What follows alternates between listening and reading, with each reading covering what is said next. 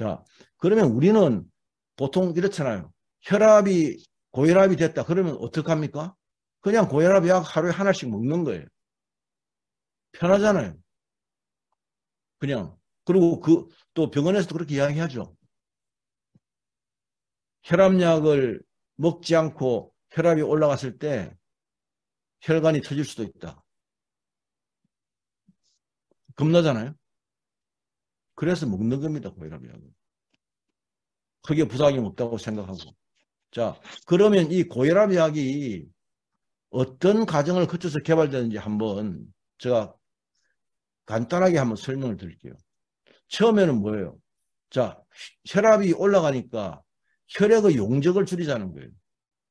혈액의 용적을 줄이면 혈압이 떨어질 거 아니냐. 그래서 놓은 게 이뇨제입니다. 그런데 이뇨제가 부작용이 심해요. 그 다음에 두 번째로 개발된 고혈압약이 뭐냐.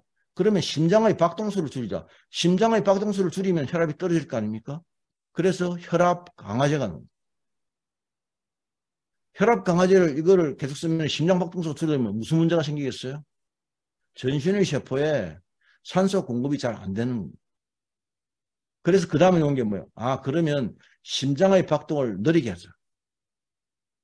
그래서 이게 심장에 아드레날린 그 호르몬이 들어갈 수 있는 그 베타 수용체를 그걸 차단시킨 거예요. 그래서 심장의 박동을 느리게 하자. 그 다음에 놓은 게 이것만 가지고 다 이것만 한계에 부딪히니까 왜 한계에 부딪히느냐? 그건 좀 이따 설명드리고요. 자, 심장과 혈관의 수축을 억제하자. 그래서 칼슘 채널 차단제가 나온 거예요. 심장과 혈관으로 들어가는 칼슘 채널을 차단시켜버리니까. 그럼 수축이 덜 되니까.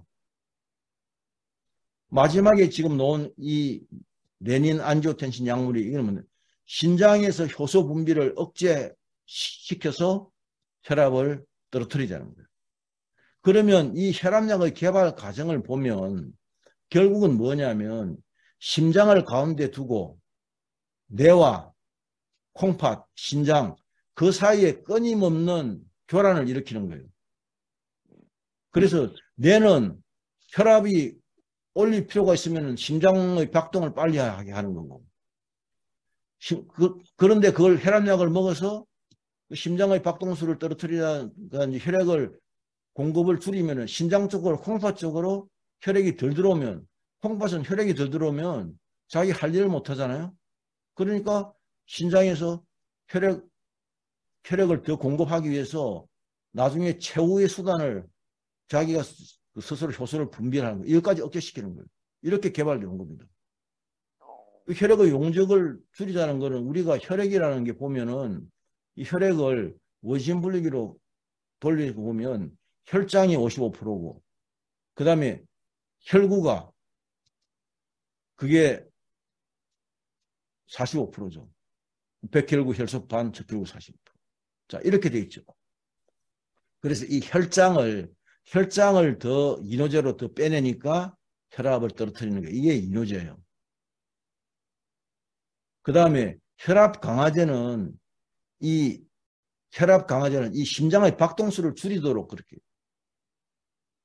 그런데 이렇게 하면 곧 또 내성이 생기기 때문에 또 다른 약이 개발된 것도 조금 있습니다. 그래서 이 베타 차단제는 심장의 아드레날린 수용체를 차단하는 거 이야기. 차단하니까 아드레날린이 못 들어가니까 심장이 덜 뛰죠. 그럼 이건 어떤 부작용이 있냐? 이렇게 되면 이게 기력이 쇠해지는 거예요. 산소 부족이 돼가지고. 그래서 남자들은 심한 경우에는 이것 때문에 발기부전까지도 올 수 있어요. 그래서 이걸 많이 못 쓰는 겁니다. 그래서 놓은 게 칼슘 채널 차단제. 이거 심장하고 혈관의 칼슘 채널을 차단시켜서 혈압을 떨어뜨리는 거죠. 그리고 마지막에 놓은 게 레닌 안지오텐신 약물. 이거는 뭐냐면 우리 몸에 레닌 안지오텐신 알도스테론이라는 시스템이 돌아가고 있습니다. 이거는 무엇 때문에 돌아가느냐? 이걸 가지고 우리 몸에 있는 수분을 조절하는 굉장히 정교한 시스템이에요. 또 하나는 수분을 조절함과 동시에 심장에 들어오는 혈액의 양이 줄어들면 그 혈액을 양을 다시 올리기 위해서 작동하는 겁니다. 그래서 이게 지금 오늘 뭐 이걸 제가 이게 깊이 있게 설명을 드릴 수는 없지만 이게 뭐냐면 그래서 신장에서 신장에 들어오는 혈류량이 줄어들면 신장에서 스스로 이제 자기 스스로 레닌이라는 효소를 분비를 해요. 그러면 간에서 안지오텐신오겐이 나와서 그 다음에 폐 표면과 신장 내피에서 또 안지오텐신 전환 효소가 나왔어. 안지오텐신 2로 바뀌었어. 안지오텐신 2가 이게 결국은 수분 조절도 하고 그 다음에 여기에 있는 신장으로 들어오는 혈류량을 증가시키는 거예요. 이거를 하나는 뭐예요? 안지오텐신 전환 효소. 그러니까 폐 표면과 신장 내피에서 만드는 이 부분을 어떻게 합니까? 이거를 억제하는 거예요. 또 하나는 안지오텐신2가 세포 속으로 들어가서 작용하는데 이걸 차단시켜버리는 거예요. 이렇게 된 게 레닌 안지오텐신 약물입니다. 이게 부작용이 없다? 이게 부작용이 없겠습니까? 그래서 우리나라 혈압약 판매액을 제가 2017년까지 했다가 이번에 요 강의하기 위해서 최근에 놓은 게 2020년까지 나와 있더라고요. 보건복지부 건강시스템 평가원 자료가. 그래서 계속 증가하죠. 2020년에 2015년에 비해서 지금 한 5천억 더 증가했잖아요. 혈압약이. 그래서 2020년 보면 아까 말한 레닌 안지오텐신 약물이 1조 5천억이에요. 칼슘 채널 차단제가 3,446억. 베타 차단제가 1,451억. 혈압 강화제나 인슐린은 특별한 경우에는 잘 쓰지를 않아요. 일반인들한테는. 그래서 이게 2조 597억. 그러니까 엄청난 혈압약을 우리나라 사람들이 복용하고 있는 겁니다. 자, 그러면 과연 혈압약을 복용하는 게 우리 건강을 유지하는 데 도움이 되느냐 하는 그 문제는 자, 미국에서 이제 여러 가지 연구 결과들이 많이 있는데 그 몇 가지를 제가 뽑아서 말씀드리면 미국에서 혈압 강화제를 복용한 결국 혈압약을 복용한 그룹의 평균 수명이 혈압을 복용하지 않은 그룹의 평균 수명보다 더 짧다는 거예요. 결국 뭐냐? 혈압을 무리하게 혈압 수치를 내리기 때문에 뇌로 혈액 공급이 잘 안 되는 거예요. 그래서 수명이 짧아진다.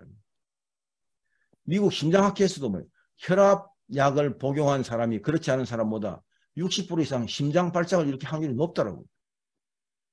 그러니까 우리가 혈압약을 먹으면 심장 발작도 줄어들고 수명도 더 늘어나겠지 생각하는 것은 막연한 생각입니다. 실질적으로 임상 결과는 그렇지 않다는 거예요. 일본에서는 뭘 해봤느냐. 이게 혈압약을 복용한 그룹과 복용하지 않은 그룹을 나눠가지고 한 30년 추적 조사를 한 거예요. 그렇게 하고 나니까 혈압약을 장기간 복용한 그 그룹이 치매에 걸리기 더 쉽더라는 거예요.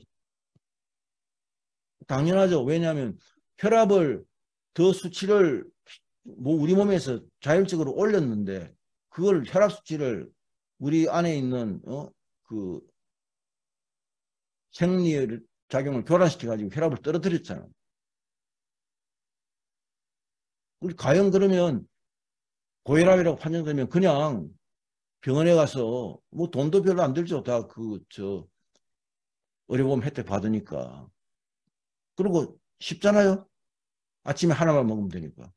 한 번만 먹으면 되니까. 그래서 우리가 고혈압에 대한 고혈압약에 대한 생각을 한번 바꿔야 된다는 거예요. 자, 제가 다시 결론적으로 말씀드리면 지금까지 개발된 혈압약은 순환계와 내분계를 교란시켜서 심장과 신장에게 혈압을 강제적으로 내리기 위한 미션을 부여한 것이에요.